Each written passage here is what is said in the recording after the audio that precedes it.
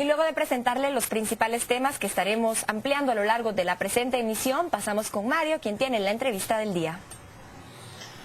Así es, gracias Carol. Vamos a hablar de lo que ocurrió en el Congreso de la República el día de ayer. La aprobación de esta propuesta que había hecho el presidente de la República el día miércoles, la reducción del impuesto de circulación en un 50% y otros temas. ¿Qué lectura se le da al Congreso de la República?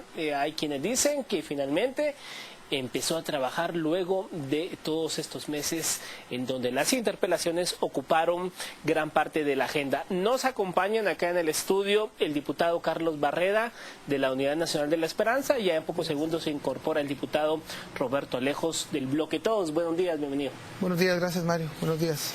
Diputado, se aprueba esto, el presidente lo presenta y 48 horas después se aprueba de urgencia nacional.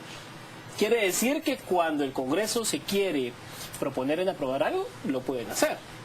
Bueno, yo creo que acá hay que analizar que en el trasfondo político de esto había ya una resolución de la Corte de Constitucionalidad que permitía en alguna medida darle la potestad al Congreso de interrumpir la interpelación a través de un marco de 105 votos.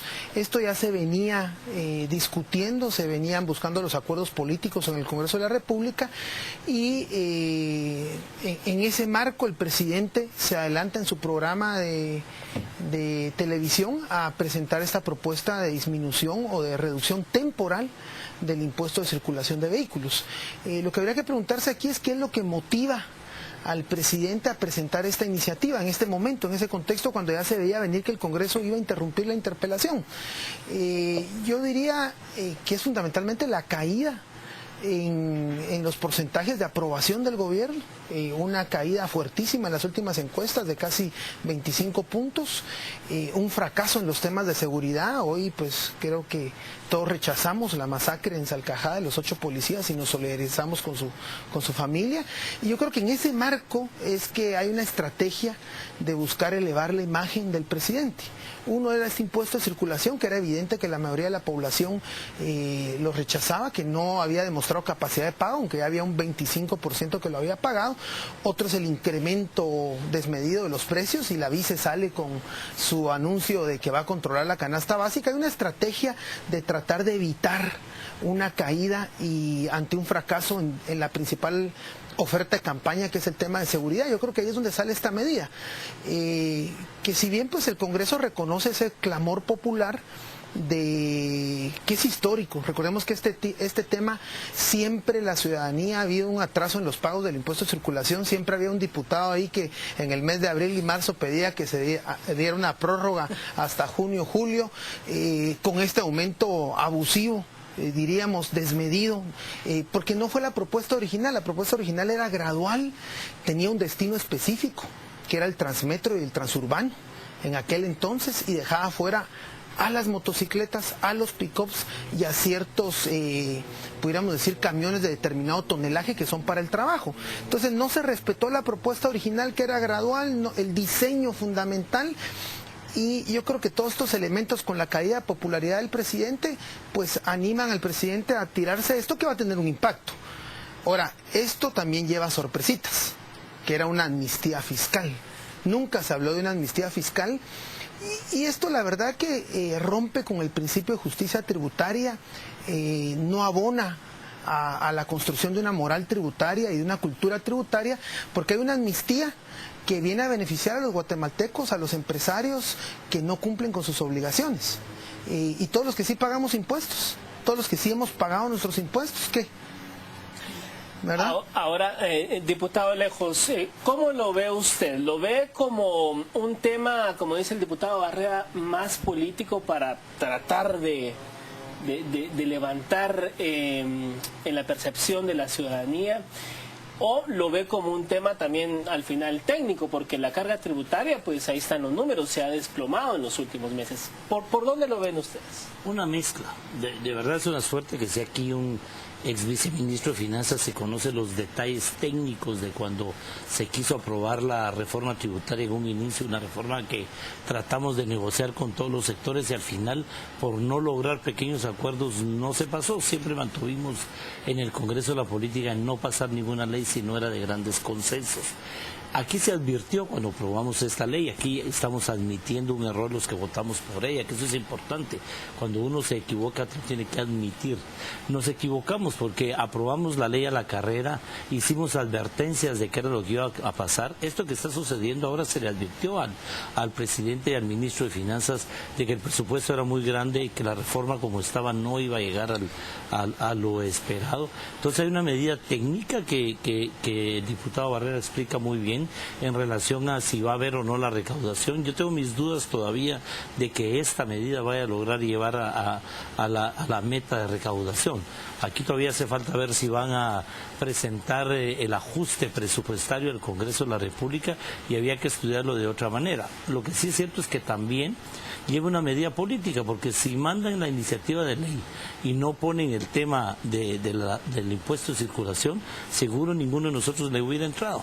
Pero como desde marzo una bancada, la nuestra, había presentado una iniciativa de ley, después las demás bancadas también venían haciendo esas propuestas de qué es lo que afecta más a la clase más necesitada, se toma esa medida mezclada con otra medida que es donde no sabemos qué es lo que va a pasar. Cometimos otra vez el error de hacerlo a la carrera, tratamos de pararlos e incluso se trató de dividir el día de ayer, por un lado el impuesto de circulación y por otro lado la amnistía que se está dando. Al final preferimos votar por la ley como estaba para evitar que ni siquiera la parte de los impuestos de circulación de vehículos pasara, pero hace falta mucho que ver. Nosotros creemos que hace falta que revisar el presupuesto, enfocar el gasto público hacia donde de veras debe de ir, porque cuando se habla de ahorro, mentira, no se cumple. El mismo ministro de Finanzas está comprando vehículos en este momento, o sea, ni siquiera él da el ejemplo cuando se habla de ahorro.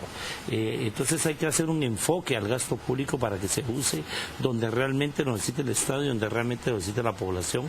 Falta la ley de aduanas, que es una ley que todos los jefes de bloque firmaron, es una ley que sale de mesas de diálogo del mismo organismo ejecutivo, y por supuesto hay que revisar qué es lo que la Corte de Constitucionalidad está haciendo, porque sigue siendo una reforma parchada, con amparos que se están resolviendo la mayoría a favor, o por lo menos con amparos provisionales en ese sentido. O sea, yo creo que falta mucho. Lo que el Congreso hizo ayer fue por lo menos empezar con buen pie su primer decreto. Esto es algo muy importante, pero algo también importantísimo es que a partir de ayer se cambió la forma de negociar en el Congreso. En el momento de que vamos a poder parar las interpelaciones en mandatos constitucionales y en temas que sean de fecha fatal, como era este impuesto, o en mandatos que sean de interrumpir el quehacer del Estado. Eso es un cambio fundamental, sin interrumpir el sagrado derecho a la interpelación. Va a ser detenido brevemente para después seguir interpelando. Creo que es un gran avance, ya no estamos en manos de la bancada interpelante, ahora es un Congreso obligado a dialogar. 105 votos para interrumpir una interpelación, tiene que tener el consenso de todas las bancadas que no están interpelando en estos momentos. Creo que eso es el tema importante. Ahora bien, hablábamos con el diputado Barrera precisamente de eso. Queda la idea, uno lo puede palpar en las redes sociales, queda la idea que finalmente el día de ayer se hizo algo en el Congreso tras meses de una agenda paralizada. Pero ¿qué viene ahora? ¿Se retomará la interpelación y pasarán otros 6, 7 meses la cosa igual? O sea, ¿qué es lo que sigue? Porque la bancada líder ayer salió incluso hasta quemar cohetes. No, la bancada líder va a siempre tratar de robarse el show, eso ya lo sabemos. Ayer teníamos que aguantarlo, salieron con el paquete en la mano y sus megáfonos y todo lo que ellos están acostumbrados a hacer. Aquí habría que explicar que lo que se dio ayer tiene meses de trabajo.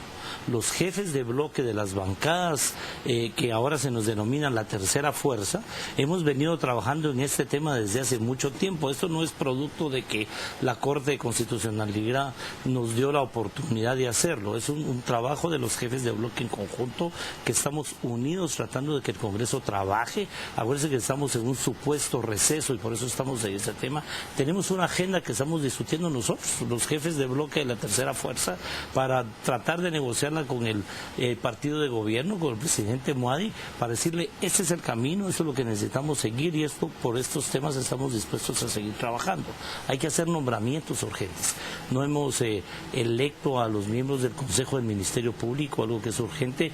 Tenemos que elegir magistrados suplentes del Tribunal Supremo Electoral, los mismos miembros de la Comisión contra la Tortura, una ley que aprobó el Congreso de la República, la secretario con Amigua, por ejemplo, y ya vienen otros nombramientos en camino que el Congreso ahora pues tiene ya un respaldo de la Corte de Constitucionalidad, que para nosotros, por lo menos para 3 bancadas, el caso de UNE, los unionistas, Victoria y todos, creíamos que no era necesario consultarlo a la Corte. Siempre estuvimos presionando y presionando para que ese trabajo se diera sin necesidad de ir a la Corte de Constitucionalidad. Hay una agenda, hemos venido trabajando una agenda seria, como todo en Guatemala, ¿verdad? Cuando se da la crisis, entonces nos unimos. Pues aquí hay una tercera fuerza unida, pensando en una crisis de nación que esperemos que el partido de gobierno la entienda, que es una agenda no política y por ahí tenemos que irnos.